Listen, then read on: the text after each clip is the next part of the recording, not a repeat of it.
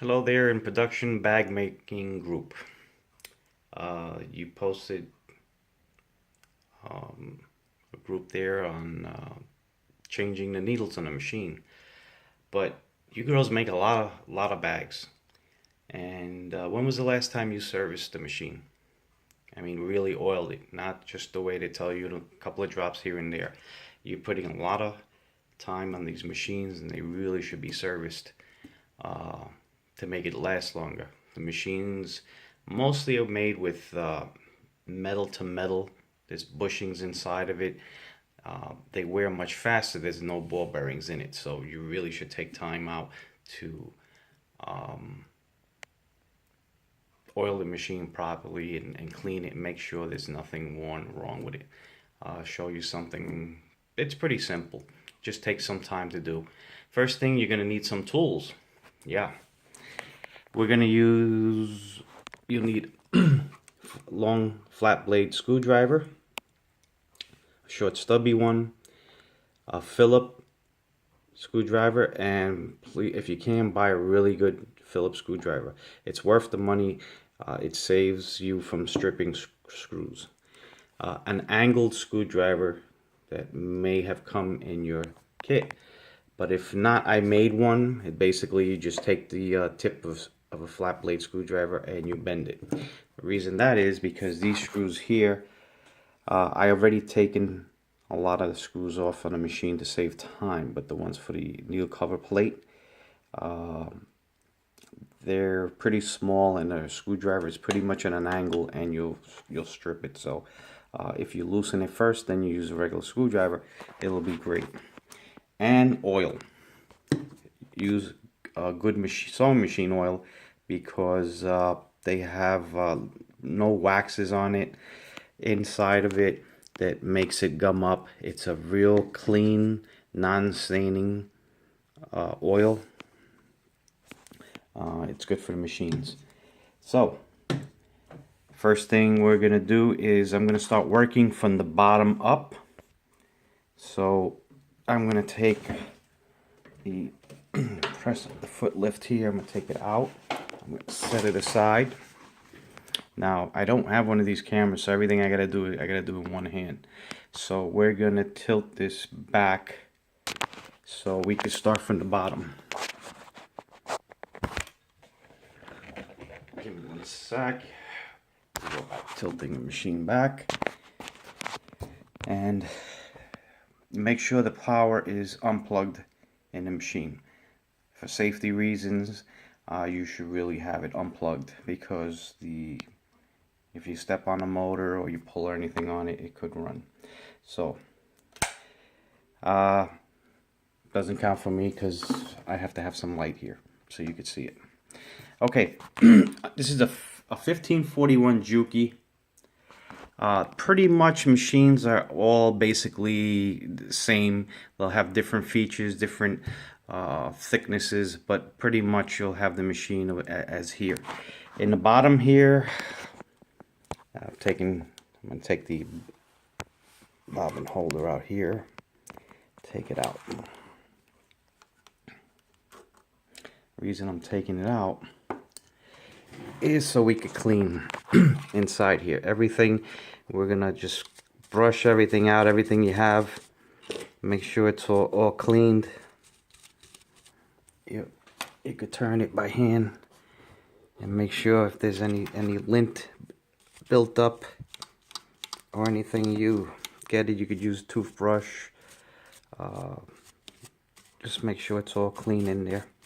Everything will have now, this is a dry stump, meaning I have no oil in here.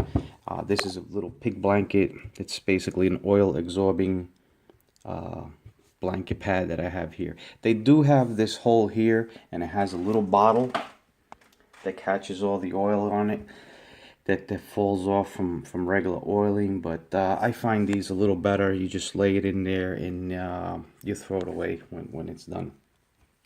Now, this will be a multi-part series because I don't have enough room. This is your oil reservoir here. You fill it up to in between the line there. You'll fill it by taking this plug out here inserting the tube from the oiler and in there, and it will you'll fill it up to the proper height wherever it is. Now we're going to start oiling the machine. Now if you turn, you're going to see, make sure, okay, you're going to see points where you want to oil. You want to oil right here. There's a little foam inside. You'll put 1 or 2 drops right there. You could put a drop here, even though this has an oiler that actually oils, but I just like to add a little extra. Right here in the all these collars that you'll see, this brass bushing is a bearing. Another bearing here, just a drop. Doesn't matter if you drop oil because it's just going to fall in the pan. Just a drop. Just a drop. Just a drop. Now we'll say drop here. Now you might say that there's nothing here. Why am I oiling it? What happens is that there's always some sort of movement. Anywhere it's shiny, you should. Now this is a belt. This has a belt for timing. We don't want oil on it because we know the rubber will just get all mushy and it'll slip and it's no good. So just leave that part dry. But everything else you'll see in between here on the shaft, you'll just put a drop. Even if the shaft turns with the whole thing, it's just good to have it. Okay, so we're all pretty much oiled here. I'm trying to find there's a spot. Make sure, okay, right here, see in between you'll have a piece with a collar, and put a drop there, both sides. Okay, just give me 1 second, I'm going to pause. Okay, so as you can see, I put the machine back down, and we're going to start doing the top. Now on the top, I already took, let me flip this up, the feet off.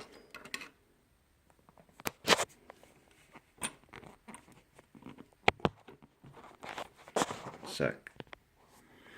Okay, I had to get the feet off the needle bars here. So I'm taking the cover off, which I already took now. You could see it's just dirty here. Let me see if I can turn this away. Okay. All this should be all cleaned off.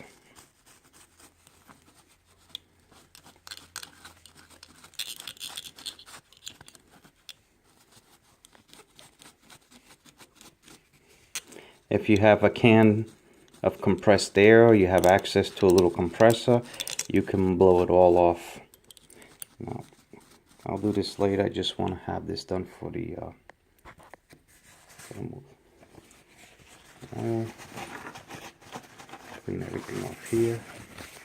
Clean the back plate of it. Same thing.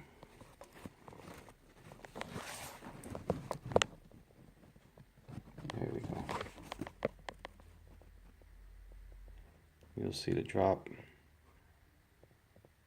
Now, like I said, this part here is it has an oiler. As the machine turns, it'll spray oil. It comes from that little box in there. So if you miss it, it's not a big thing, but at least you done it. Then put this back. Snaps in there. And you will put the 2 screws in.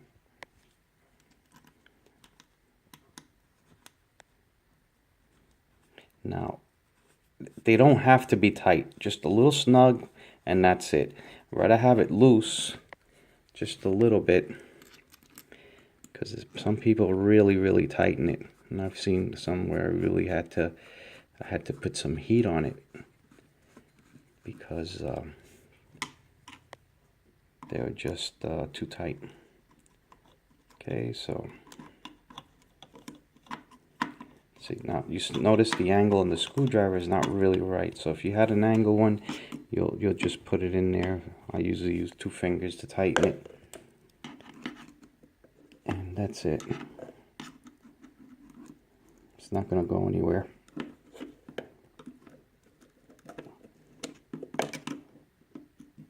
Okay, next thing. This top cover. Take all the screws out. I already did it. It's 2, 4, 6 screws. This is where the Phillips screwdriver comes in handy.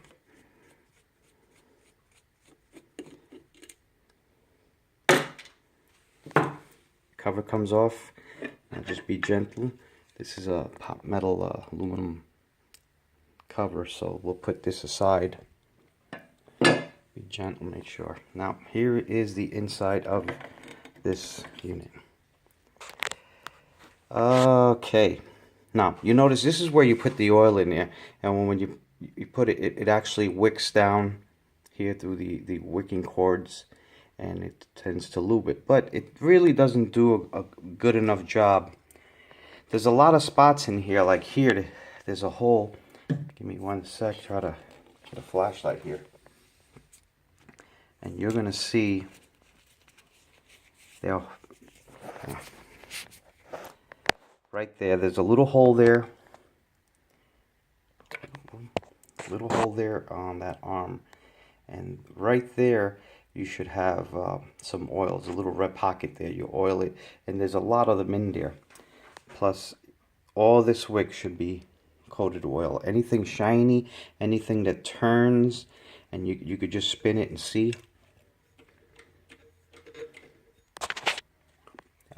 That's where you put oil. Here's another hole, and you could put a few drops there, and basically give it a good oiling. So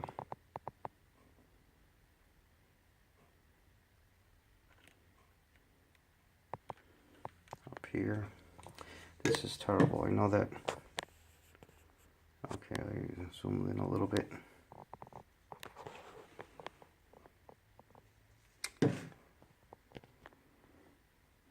Okay, got a little better light.